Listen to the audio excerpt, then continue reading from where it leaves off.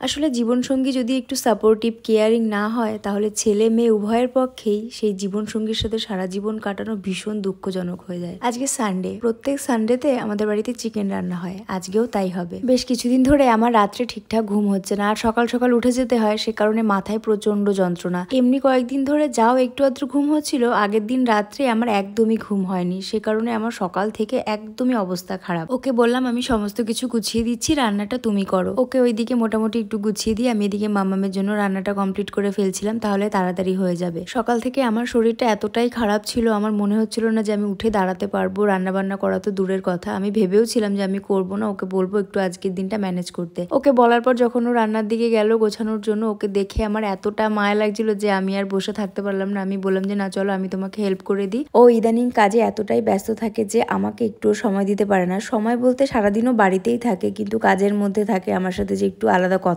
বলবে বা আমার সাথে একটু সময় কাটাবে, সেই সময়টা ওরও নেই, আর সত্যি কথা বলতে আমারও নেই। তার কারণ মামামকে নিয়ে আমিও সারাদিন ব্যস্ত থাকি, তাই দুজনের আর আলাদা করে সময় পাওয়া হয়ে ওঠে না। কিন্তু আজকে অনেক দিন পর আমার মনে হচ্ছিল যেন আমি পুরোনো দিনে ফিরে গেছি। আগে আমরা একসাথে এরকম রান্না করতাম, শুটিং করতাম, সব সময় আমরা একসঙ্গেই থাকতাম। অনেকদিন পর আমার মনে হচ্ছিল সেই পুরোনো দিনগুলো ফিরে এসেছে। যাই হোক, ওকে রান্নাঘরে মোটামুটি একটু হেল্প করে মামামের রান্না কমপ্লিট করে আমি চলে এসেছিলাম গাছে জল দেওয়ার জন্য। এদিকে মামামের স্নানের সময়ও হয়ে গেছে, তাই ভাবলাম আগে গাছে জলগুলো দিয়ে তারপর ওকে স্নান করাতে নিয়ে যাই। তার কারণ যখনই আমরা গাছে জল দিতে যাই তখন ও আমাদের সঙ্গে যায়, মানে বায়না করে গাছে জল দেওয়ার জন্য, ওখানে একটু খেলা করার জন্য। আর যেহেতু ও ভিজে যাবে সে কারণে ভাবলাম আগে গাছে জলটা দিয়ে তারপর ওকে স্নান করিয়ে দেবো। বেশ অনেকদিন হয়ে গেছে আমি কোনো লং ভিডিও পোস্ট করিনি। তোমরা অনেকেই আমাকে কমেন্ট করেছো এবং পার্সোনালি SMS করে জানতে চেয়েছো যে আমি কেন লং ভিডিও পোস্ট করছি না। অ্যাকচুয়ালি এর কোনো রিজন নেই, আবার আছে সেটাও বলতে পারো। আমি ভিডিও শুট করছিলাম কিন্তু এডিট করতে পারছিলাম না, আবার অনেক সময় শুট করতেই পারছিলাম না। আর আমার এই মাথা ব্যথার বিষয়টা আমাকে যে পরিমাণ ভোগাচ্ছে যে আমি ডিসাইড করতে পারছি না কি করব আর কি করব না। লং ভিডিও শুট করছি কিন্তু এডিট করার সময় আমার এত পরিমাণ মাথা যন্ত্রণা হচ্ছে যে আমি এডিট করতেই পারছি না। তো সে কারণে ছোট ছোট ভিডিও তোমাদের সাথে শেয়ার করেছি। আমার এই মাথা ব্যথার জন্য তোমরা আমাকে অনেকেই সাজেস্ট করছো যে চোখের ডক্টর দেখানোর জন্য। আমি খুব তাড়াতাড়ি চোখের ডক্টরও দেখাবো, আর আমি কথা দিচ্ছি লং ভিডিও তোমাদের সাথে আমি শেয়ার করব। যেহেতু এখন খুব বেশি প্রবলেম হচ্ছে সে কারণে একটু লেট হচ্ছে, কিন্তু চেষ্টা করবো প্রবলেমটাকে ফিক্স করে তোমাদের সাথে আবার লং ভিডিও রেগুলার শেয়ার করার। মামামকে স্নান করিয়ে দিয়েছি আর এদিকে রান্না বান্নাও প্রায় হয়ে গেছে। মামামের মাংসটা তো আগেই বসিয়ে গেছিলাম, ওটা এখন নামিয়ে মামামকে খাইয়ে দেবো। ব্যাস এই হচ্ছে আমাদের সুন্দর একটা দিন। আজকে অনেক সুন্দর গেল দিনটা। সকালবেলা যেভাবে শুরু হয়েছিল ভাবতেই পারিনি এত সুন্দর যাবে। ওর সাথে সময় কাটাতে পারলে আমার বেশ বেশ বেশ ভালো লাগে, সেই দিন আমার মেজাজটা বেশ ফুরফুরে থাকে। আজকের এই সুন্দর ভিডিওটাকে এখানেই শেষ করছি। ভিডিওটা কেমন লাগলো অবশ্যই কমেন্ট করে জানিও, আর তোমরা কারা কারা আমার লং ভিডিও মিস করেছো আমাকে কিন্তু কমেন্টে অবশ্যই জানিও। ভিডিওটা ভালো লাগলে একটা লাইক করে আমাকে ফলো করে আমার পাশে থেকো। তোমরা সবাই খুব ভালো থেকো, টাটা।